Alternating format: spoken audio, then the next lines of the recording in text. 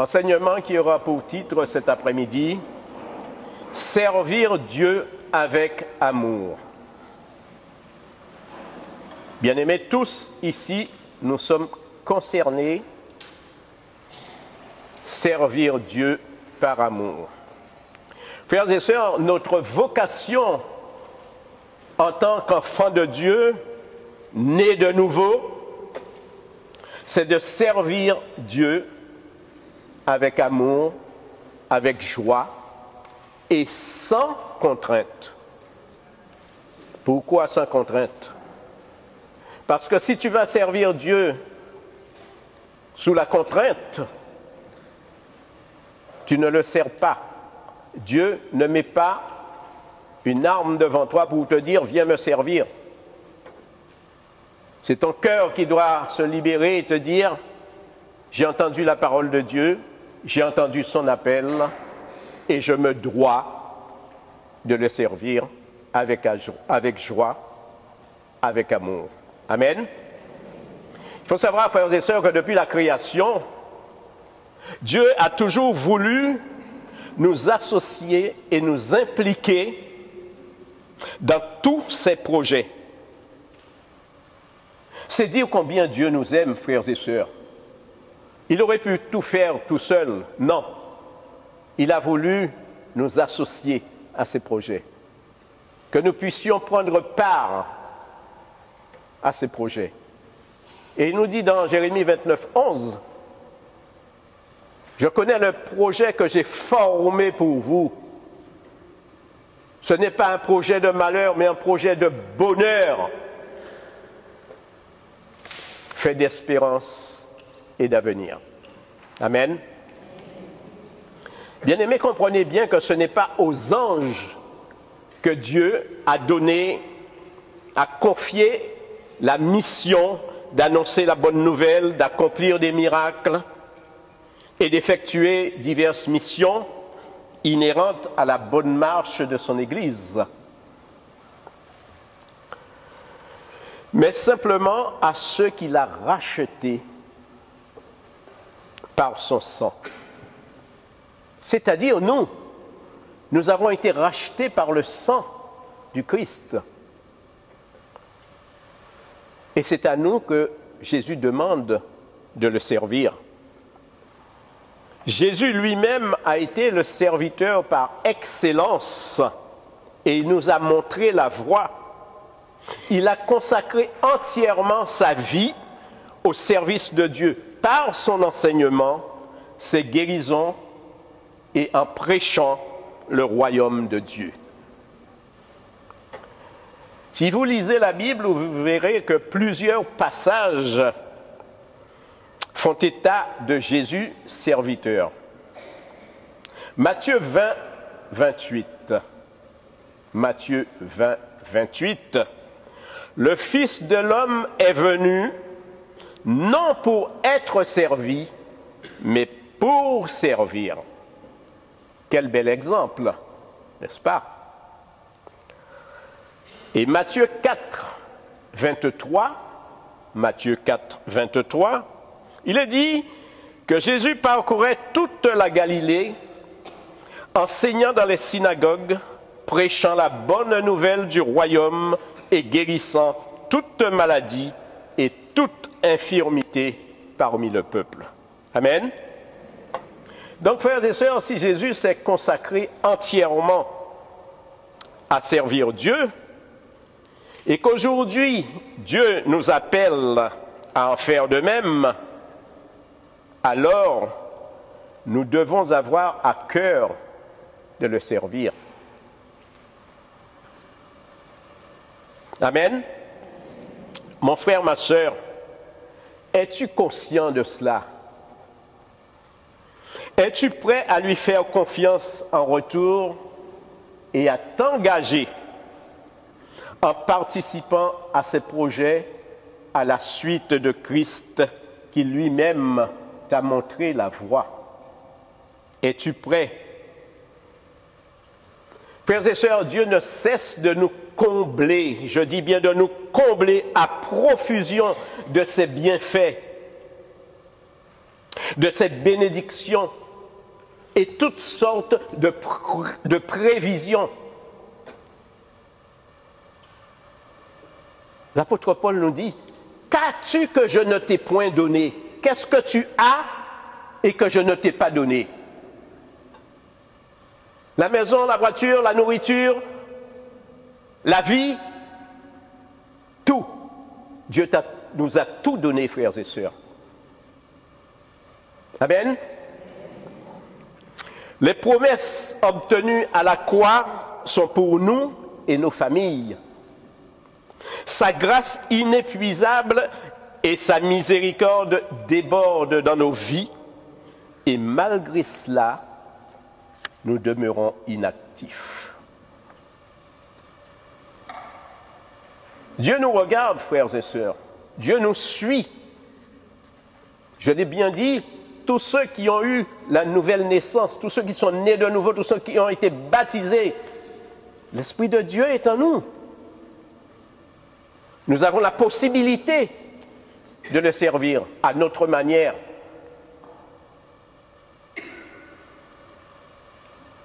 Et c'est lui qui va décider de là où il veut t'employer, là où il veut t'utiliser. Il te demande simplement d'être à son écoute. Le royaume de Dieu est là, présent sur la terre, et le Maître nous appelle à travailler dans sa vigne afin que son royaume grandisse sur cette terre, car nous avons été créés et sauvés pour le servir. Amen. La parole de Dieu nous dit que dans Luc 10, 2, la moisson est abondante, mais les ouvriers sont peu nombreux. Priez le maître de la moisson d'envoyer des ouvriers dans sa moisson. Frères et sœurs, si Dieu nous appelle, s'il cherche des ouvriers pour la moisson, c'est qu'il y a des missions à accomplir en grand nombre au sein de son Église, dans son groupe de prière, dans nos familles, dans nos lieux de travail. L'Esprit de Dieu est en nous, je vous le rappelle, y compris au travail. Dieu nous demande de prier pour nos chefs de service, pour nos propres collègues. C'est une mission. C'est une mission. Priez pour les autorités qui dirigent le pays, surtout en ce moment. Priez pour les autorités, tous ceux qui ont une parcelle de responsabilité. Nous devons les porter dans nos prières. C'est une mission. Eh oui, c'est une mission. Pourquoi, Jésus dit-il, priez le maître de la moisson? Pourquoi prier le maître de la moisson?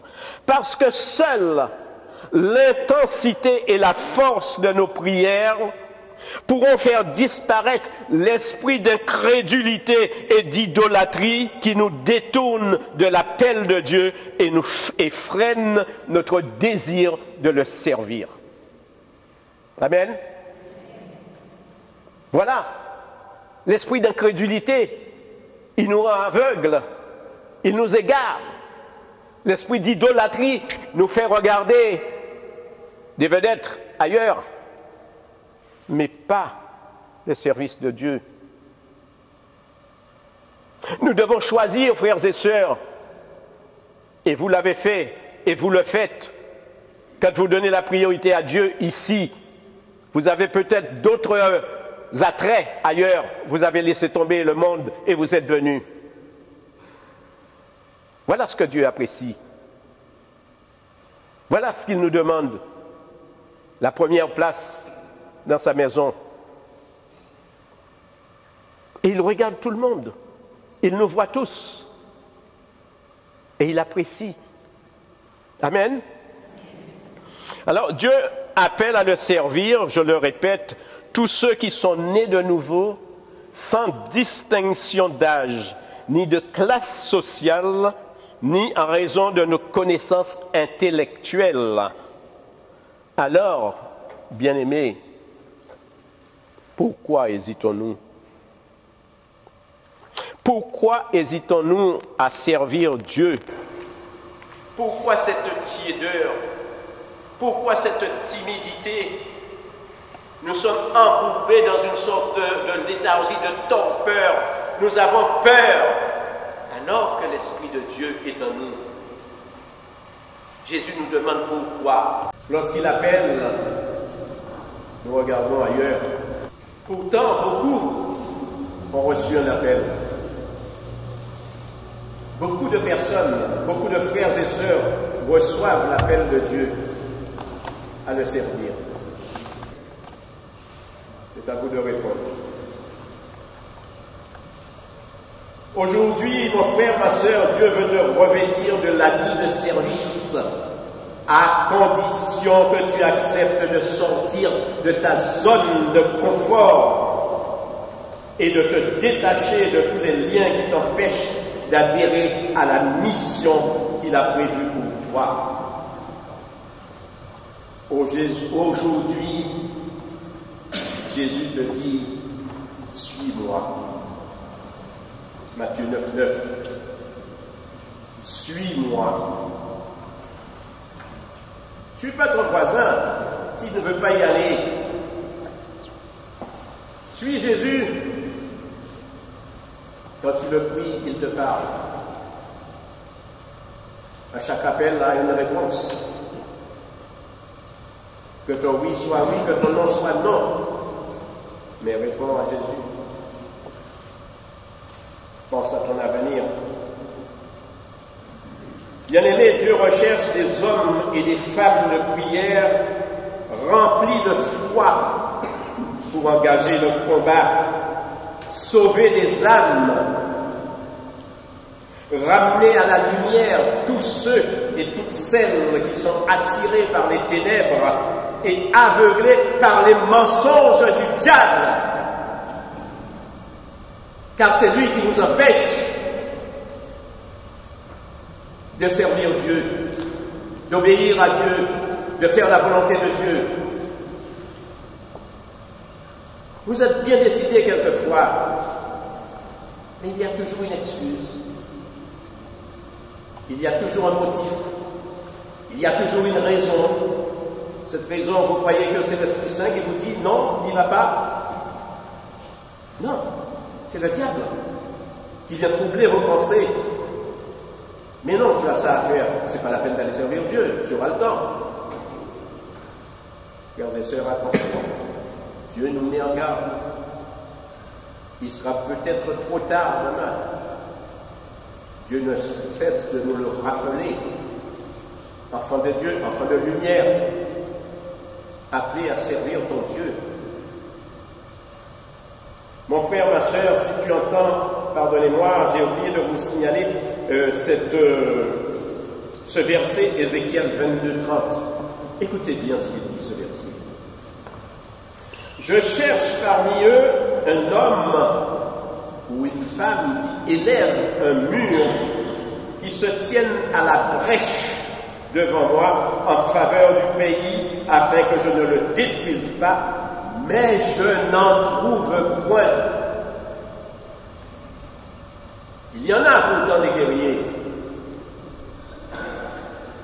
mais Dieu n'en trouve pas. C'est pas faute d'appeler, c'est pas faute d'avoir lancé l'appel. Nous ne répondons pas. Nous avons d'autres priorités.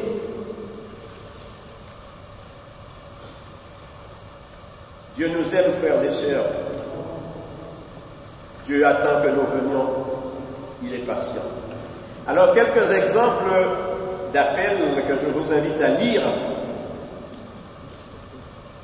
Le prophète Samuel, dans 1 Samuel 3, versets 4 à 8. C'est le petit Samuel qui était à côté d'Élie, et il entendait souvent cet appel. Samuel, Samuel, Samuel. Il a entendu l'appel, il s'en est inquiété. Une première fois, il n'a pas compris d'où venait cet appel. Une deuxième fois, il entend Samuel, Samuel. J'ai dit, c'est possible, il n'y a personne d'autre que moi dans cette pièce. Je ne comprends pas. Et il y avait Élie, le prophète Élie qui dormait à côté. Troisième fois, il entend Samuel, Samuel. Ah, il se dit non, il y a quelque chose. Il va voir Élie, il lui dit, à 3 reprises, j'ai entendu mon nom, il y a quelqu'un qui m'a appelé. Élie lui a dit, va et dis-lui, Seigneur, ton serviteur écoute. C'est ce que je vous conseille de faire. L'appel, quelquefois, vous ne l'entendez pas, mais dans vos prières, Seigneur, parle, ton serviteur écoute. Et vous verrez. Vous avez aussi l'appel de David, le roi David. 1 Samuel 16, 13, pardon. 1 Samuel 16, 13. Je pense que si vous lisez la Bible, vous verrez, vous apprendrez de belles choses. L'appel de David notamment. Ils étaient 7 frères. Et lorsque Samuel, qui a été envoyé par Dieu, cherchait dans sa famille quelqu'un qu'il devait le servir, le père de David était là. Il a présenté tous ses fils, le premier, le deuxième, le troisième, le quatrième, le cinquième, le sixième. Dieu répondait à chaque fois, non, c'est pas celui-là. Et il dit au père, mais bizarre, t'as pas un autre fils éventuellement? Et le père de David lui dit, ouais, tout petit, il est dans les champs là-bas. Et Dieu dit, va me le chercher. C'est lui que je veux. Vous voyez comment Dieu appelle? Il a passé les 6 frères. Non, ce n'était aucun d'eux, mais c'était Samuel, qui est devenu, c'était David, pardon, qui est devenu le roi David. Amen. Vous avez le prophète Jérémie dans Jérémie 1, 7.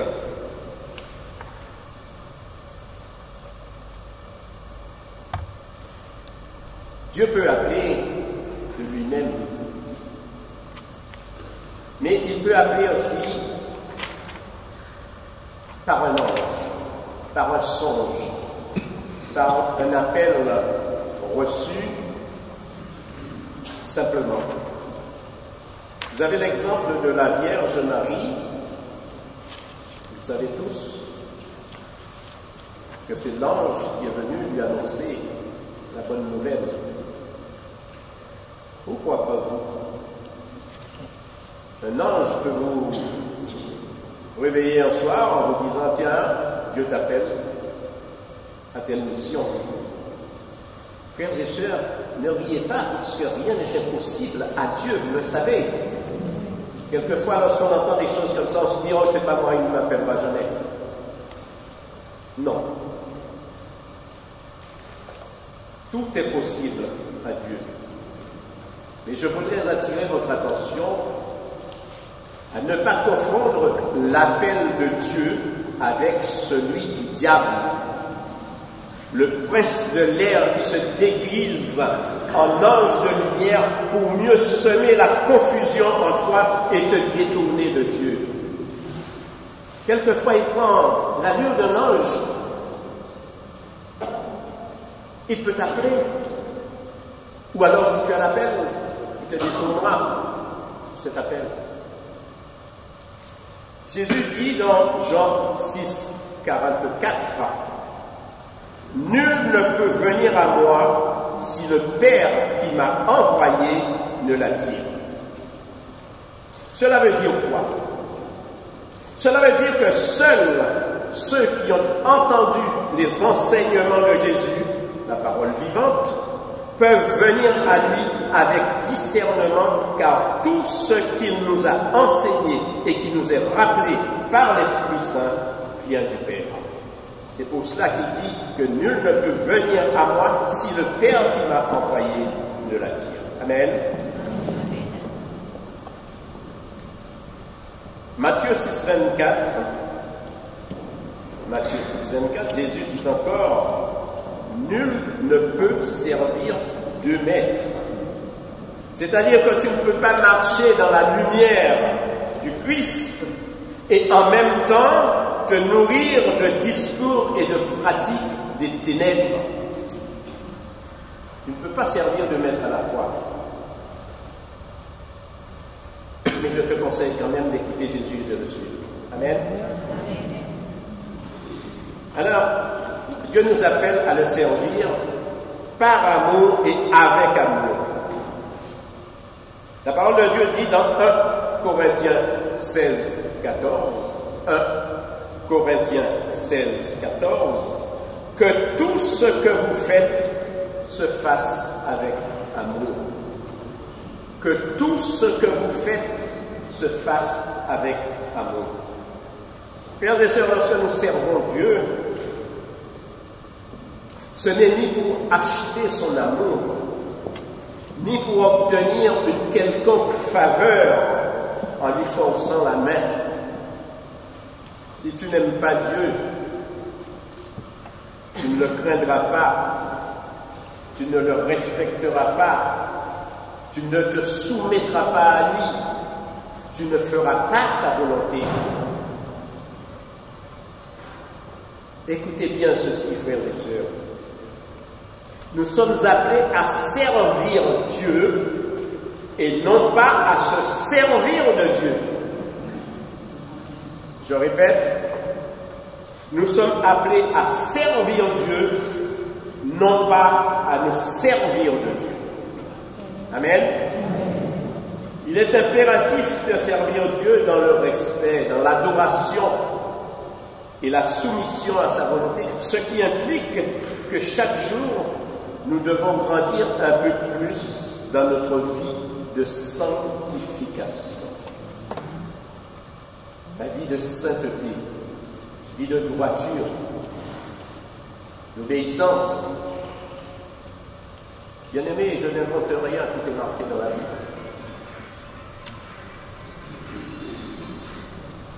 Ah, c'est pas le Saint-Esprit qui l'appelle. Amen. Dans Luc 17, 10, dans Luc 17, 10,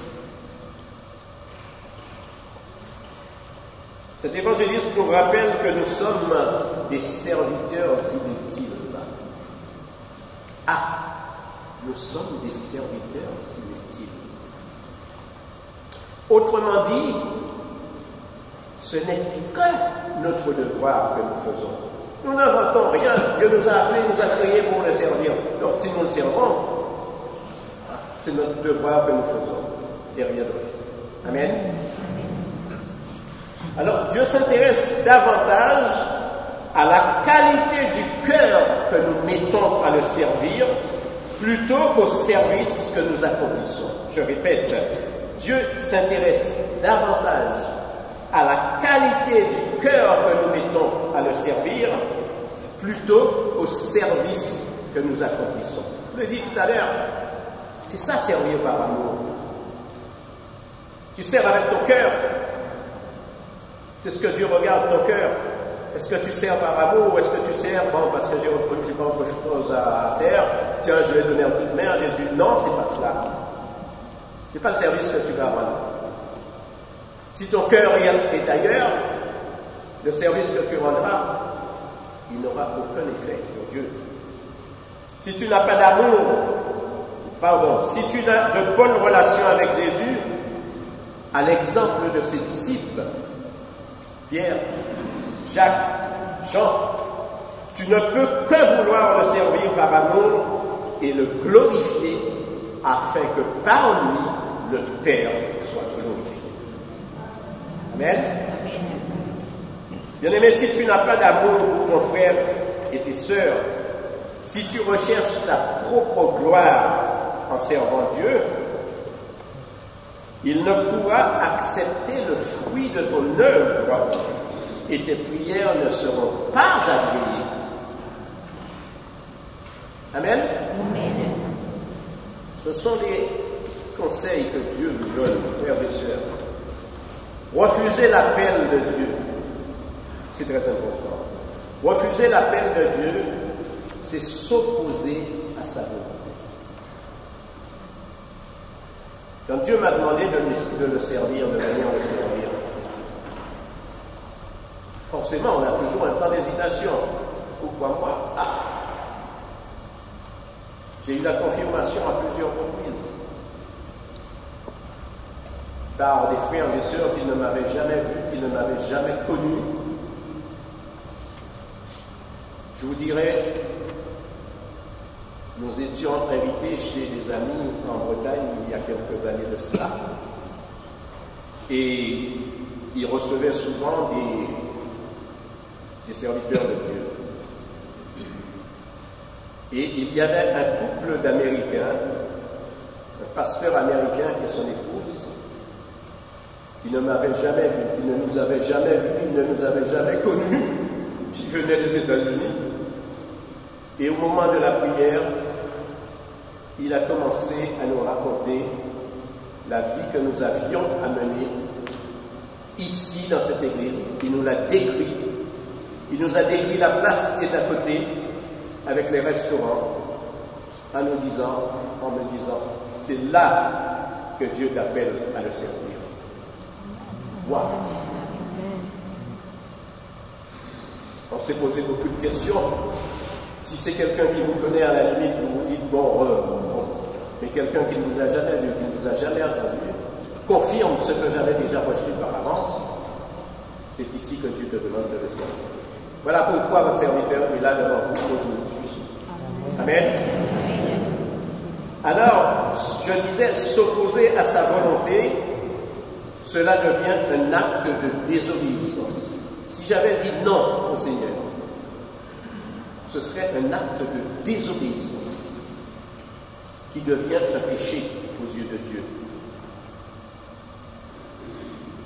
Il ne m'aurait pas obligé parce que Dieu nous laisse libres de nos choix, mais il nous conseille toujours de choisir la meilleure place comme mari. Amen. Eh bien, mon frère, ma soeur, Dieu te laisse le temps de te préparer, de lire et méditer sa parole, d'approfondir ta relation intime et personnelle à Christ pour mieux le connaître et mieux le servir. Amen. Des craintes. Je vois quelques visages qui se disent, oh là là, qu'est-ce qui va m'arriver si Dieu m'appelle, qu'est-ce que je dois faire? Non, t'inquiète pas. N'aie crainte, le Saint-Esprit ouvrira ton intelligence pour t'aider à prier comme il faut jusqu'à ce que tu aies dans ton cœur le désir de suivre le Seigneur et de le servir. N'aie crainte. 2 Pierre 3, 8. 2 Pierre 3, 8. Devant le Seigneur, un jour, c'est comme 1000 ans, et 1000 ans comme un jour. Donc, notre temps n'est pas celui du Seigneur. Tu peux être appelé ce soir, tu peux être appelé dans 6 mois, dans 1 an, dans 2 ans. Sois patient, car Dieu est patient. Reste donc toujours à l'écoute du Saint-Esprit. Il te révélera ce à quoi et où tu es appelé. À quelle mission tu es appelé. Alors tu auras la joie de le servir en toute liberté, sans contrainte, et ta récompense sera grande dans le ciel. Amen. Amen. Alléluia. Amen. Merci Seigneur.